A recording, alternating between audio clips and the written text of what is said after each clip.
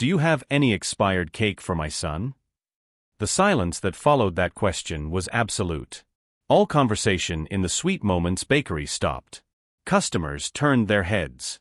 And Olivia Chun, CEO of a technology company valued at $800 million, sitting at the corner table with her laptop, felt something tighten in her chest as she heard those 7 words. But to understand why that simple question would cause a powerful woman to make the most expensive and dangerous decision of her life, we need to rewind 30 seconds. When a 32-year-old black man named Isaiah Thompson walked in holding the hand of his 6-year-old son, Caleb, whose shoes were so worn that his left toe was starting to show. Isaiah didn't want to be there. Every step toward that counter with $50 cakes was a humiliation he swallowed because it was Caleb's 6th birthday. "Daddy, do you think we can have cake this year? With candles?" Caleb's voice was so small, so full of cautious hope, that Isaiah felt his heart break. They had been living in their car for the past 4 months, ever since Isaiah lost his janitor job when the company went bankrupt without paying 3 weeks' worth of wages.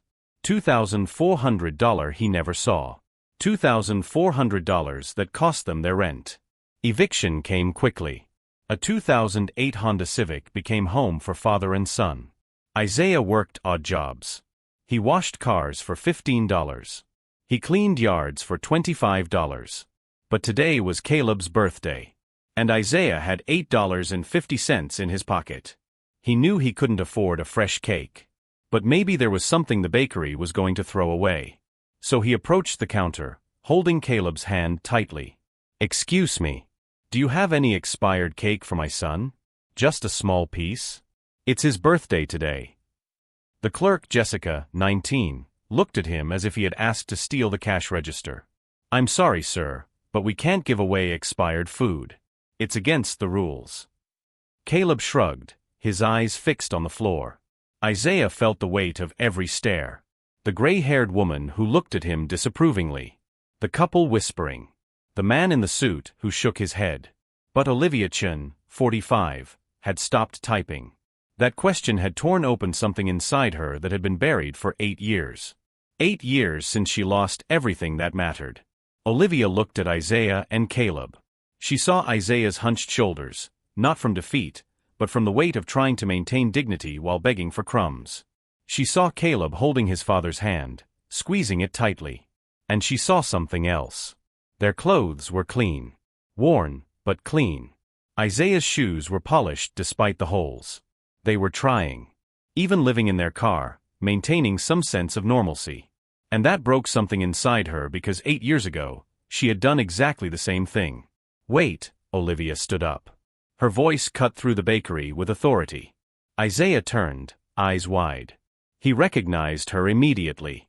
Everyone knew Olivia Chun. Billboards. News. Fortune magazine. "How much is the most expensive cake in this bakery?" Jessica blinked. "The Belgian chocolate cake with raspberries and gold leaf is $185, ma'am." "I'll take that one. With 6 candles." Isaiah stepped forward, hands raised. No, we're not asking for charity."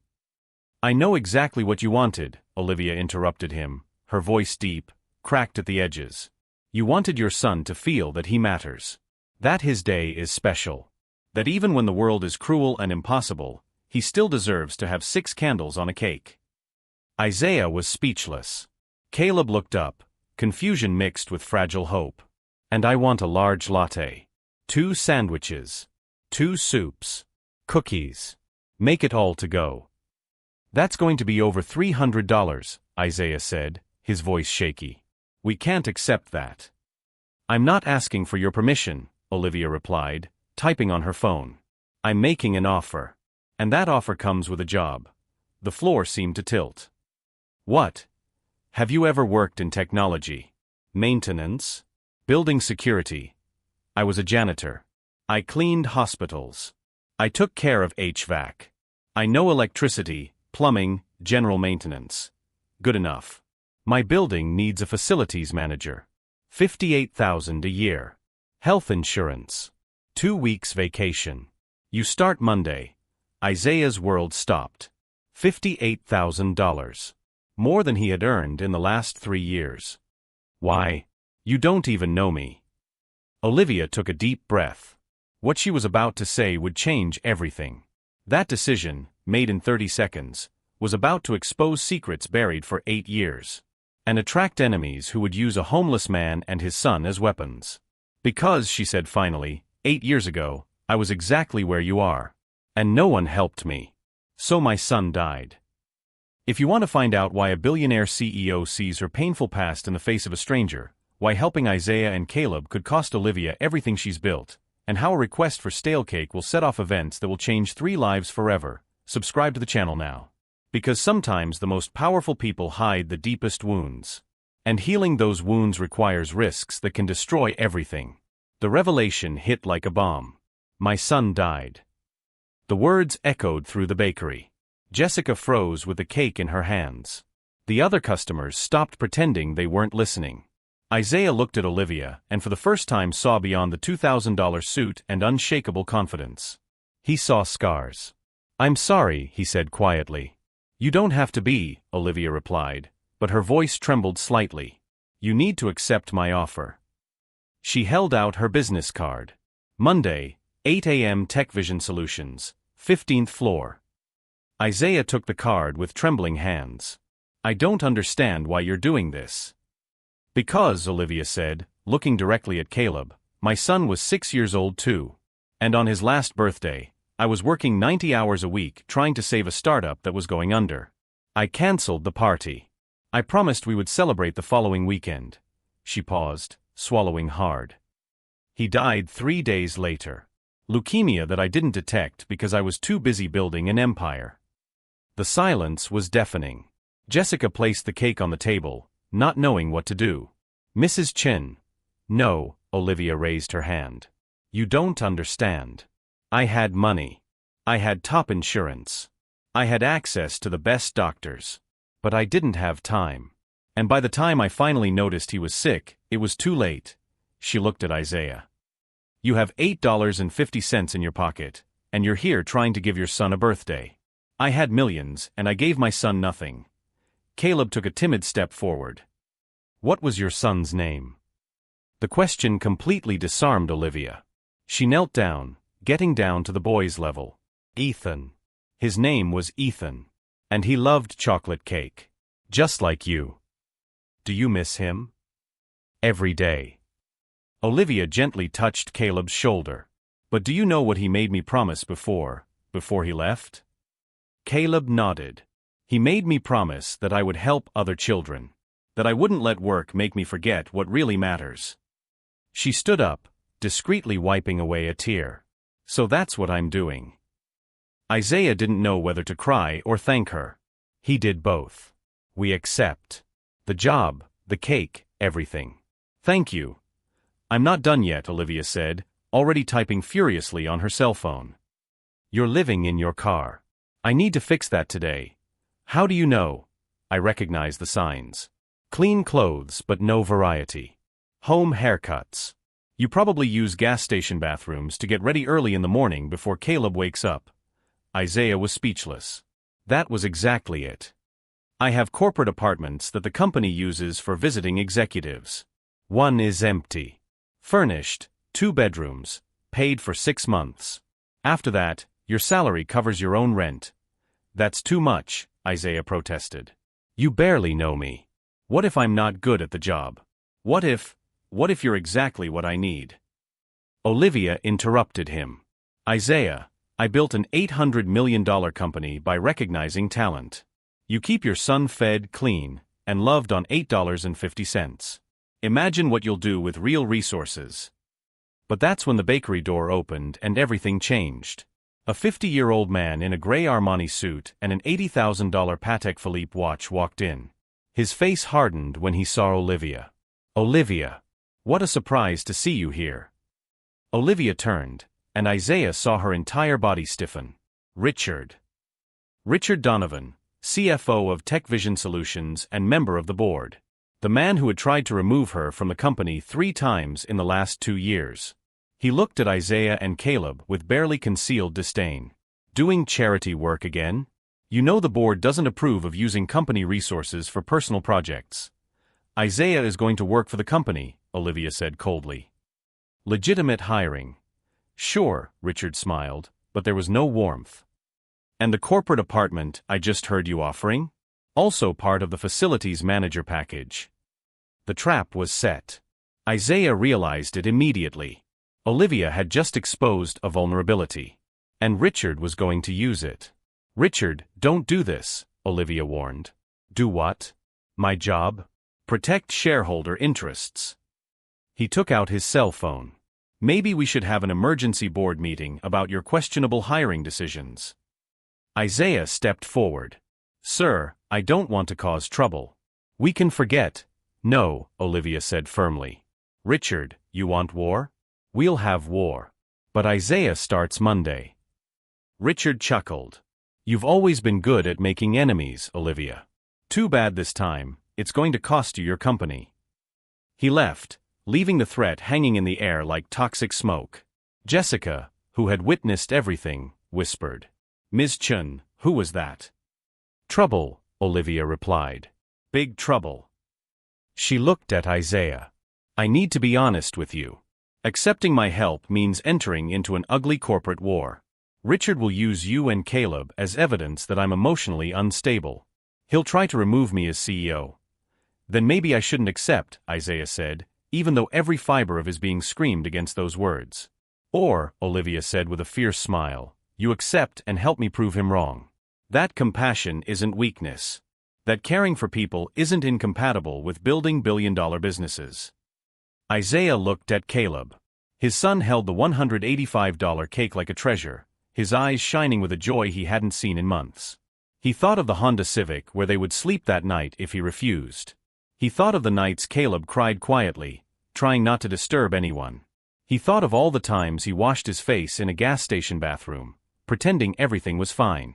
I accept, he said. And I'll be the best damn facilities manager your company has ever had. Olivia held out her hand. Then we have a deal. But neither of them knew that Richard was already in his car making calls. Calls to journalists, to board members, to lawyers, and to private investigators who would uncover every secret Olivia had buried along with her son. The war had begun. And Isaiah and Caleb were right in the middle of it. Monday arrived too quickly. Isaiah showed up at the TechVision building at 7:45 a.m., 15 minutes early, wearing a shirt he had washed 3 times in the bathroom of the corporate apartment where he and Caleb had slept in a real bed for the first time in 4 months. Caleb was at the public school 6 blocks away, his first time in a classroom since they lost their apartment. But when Isaiah entered the lobby, security stopped him.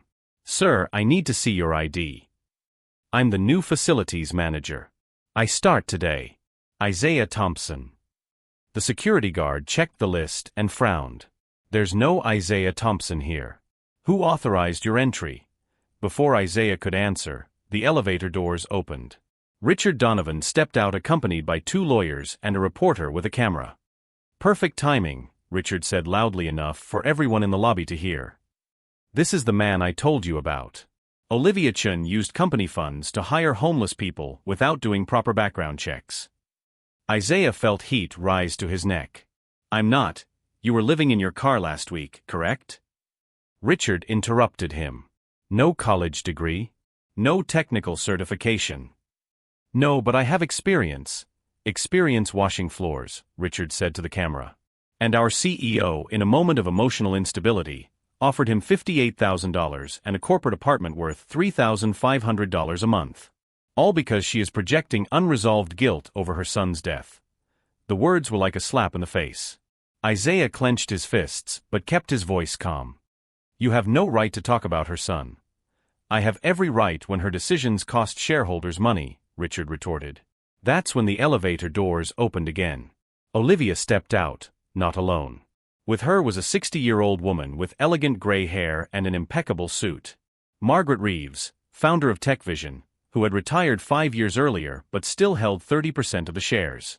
Richard, Margaret said, her voice sharp as glass. What an interesting meeting you've scheduled without telling me. Richard paled slightly. Margaret. I didn't know you were in town. Clearly. She walked over to Isaiah. Mr. Thompson, right? I'm sorry for this reception. Let's go to my old office to sort this out properly. She turned to the reporter. And you, get out of my building before I call real security. 2 minutes later, they were on the 20th floor. Margaret's office still had her name on the door despite her retirement. Richard, Olivia, Isaiah, Margaret, and 3 board members Richard had summoned. Let's get straight to the point, Richard began. Olivia violated hiring protocol, used company resources for a personal project, and demonstrated compromised judgment. I propose a vote of no confidence. Based on what? Margaret asked. Hiring someone qualified? Qualified. Richard laughed. He was living in his car. And I, Margaret said calmly, started TechVision in my garage after being laid off at age 55. I was called a senile old woman when I asked for a loan. Are you suggesting that financial status determines competence, Richard? The silence was heavy. Margaret opened her folder. I did my own research on Mr. Thompson. Isaiah worked for 7 years as the head janitor at Mercy Hospital. He kept the HVAC systems of an 8-story building running single-handedly for 3 months when the entire staff came down with the flu. He has informal certification in electrical work that he learned through community programs. And most importantly, she looked directly at Richard, he has 0 complaints in 7 years. Can you say the same, Richard? Richard blushed. This isn't about me. No? Olivia finally spoke. Because I have something interesting. She placed an envelope on the table. Financial investigations I commissioned last week. It shows that you, Richard, have been diverting development funds to an offshore account in the Cayman Islands. $2.3 million in the last 18 months. The room exploded. Richard stood up abruptly. This is defamation. I'm going to sue me, Olivia said. I have independent auditors ready to testify. I have transactions. I have emails that you deleted but IT recovered. Margaret studied the documents, her expression hardening. Richard, these accusations are serious. She's fabricating evidence because she knows I'm going to expose her. Expose what? Olivia asked. That I helped someone? That I offered a second chance to a father trying to give his son what I didn't give mine? That I committed the terrible sin of having compassion. She stood up, facing Richard. You want to talk about compromised judgment? You stole from the company while accusing others. You projected your own failures onto me to divert attention. Richard looked around for support. The board members avoided his eyes. Margaret, you're fired, Margaret said simply. Security will escort you to pack your things. Company attorneys will contact you regarding reimbursement and possible criminal charges. You'll regret this, Richard threatened as he left. All of you. After he left, Margaret turned to Isaiah. Mr. Thompson, officially welcome to TechVision. Your contract is approved. And for the record, she looked at the board, any future hiring decisions by CEO Chun have my full support. Olivia let out a breath she didn't know she was holding. Isaiah felt his knees buckle with relief. But Margaret wasn't finished. Olivia, I need to say something. When you called me on Friday saying you had hired someone who reminded you of Ethan, I was concerned. Concerned that you were living in the past. She paused. But after I looked into Isaiah, I realized you were doing what I trained you to do. Recognizing potential where others see problems. That's why TechVision exists. Not in spite of compassion, but because of it. Olivia had tears in her eyes. Thank you, Margaret. Don't thank me yet, Margaret said. Because now you have to prove I was right. Isaiah needs to be excellent. Not good. Excellent. Isaiah straightened his shoulders. I will be. 3 months later, Isaiah had overhauled the building's entire electrical system, saving $45,000 in operating costs. Caleb was at the top of his class. And Olivia discovered that healing old wounds required more than money. It required allowing a new family to fill the empty spaces. 6 months after that day at the bakery, Isaiah was in Olivia's office reviewing expansion plans when Caleb came running in, his backpack bouncing on his back. Olivia! Olivia! I got an A in math. Olivia got up from the conference table where she was with investors and opened her arms. Caleb jumped into them without hesitation. The investors watched in surprise as the ruthless CEO hugged the 6-year-old boy as if it were the most natural thing in the world. "I'm so proud of you," she said, examining the test. "Your dad will want to put this in the fridge." "There are already 5 in there," Isaiah said, laughing from the corner of the room. "We're going to need a bigger fridge." One of the investors, a Japanese man named Hiroshi, smiled. "Ms. Chun, you didn't mention you had family working here." "I didn't," Olivia replied honestly. "But I built one." Margaret, who was also at the meeting, nodded. "It's part of TechVision's new model. Second chance programs. Since Isaiah joined, we've implemented a hiring initiative for homeless people. 17 new hires in the last 5 months. Retention rate of 94%. Hiroshi leafed through reports. Impressive. And profitability. Up 23%, Olivia said. It turns out that when you treat people with dignity, they work harder. When you offer stability, they innovate. Isaiah alone saved $180,000 in operating costs by redesigning our systems." Isaiah blushed but didn't disagree. It was true. A year after Caleb's birthday, life had completely changed.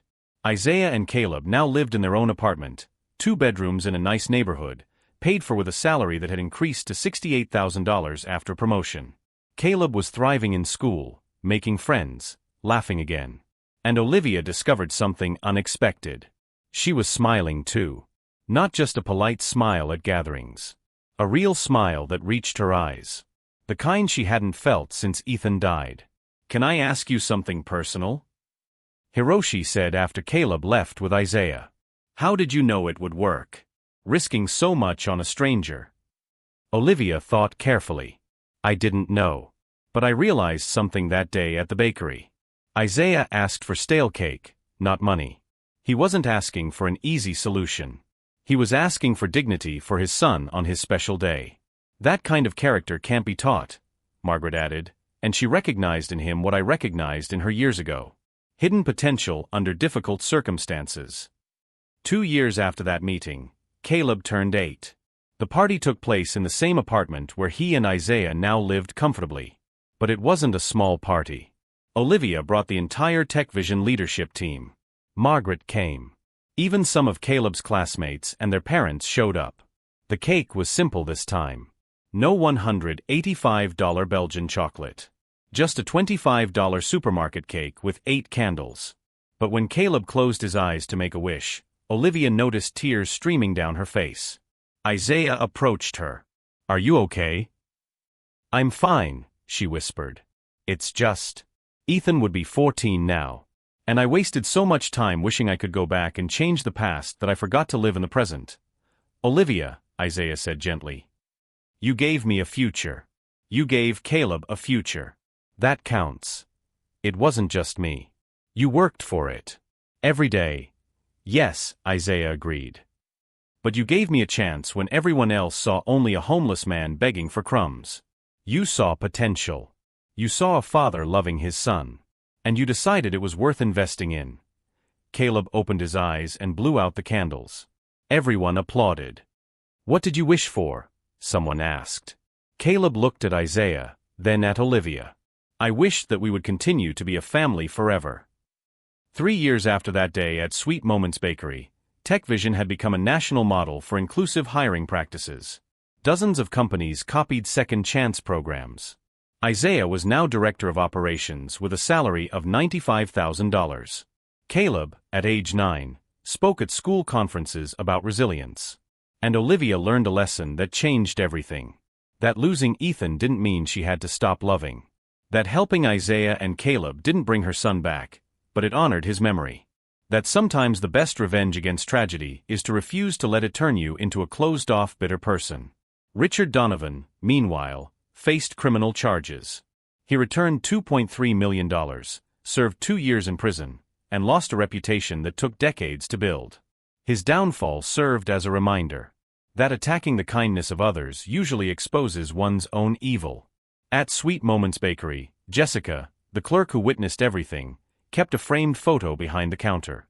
It showed Olivia, Isaiah, and Caleb on their birthday, smiling with a $185 cake. Underneath, she wrote, "Remember, you never know when a small act of kindness will change someone's life forever." If this story made you think about how you judge people in difficulty, about the second chances everyone deserves, about the fact that sometimes the most broken people have the most to offer when someone finally believes in them, subscribe to the channel and leave a comment. Because the truth is this: Isaiah didn't need a savior. He needed an opportunity. Olivia didn't need redemption. She needed a reminder that she was human. And Caleb didn't need an expensive cake.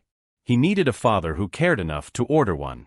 In the end, it wasn't about money. It was about dignity. About seeing value where others see problems. About understanding that everyone is fighting battles you don't know about. And about choosing, when you have the power to change someone's life, to use that power. Because you never know when a simple request for expired cake will give you a family you didn't even know you needed.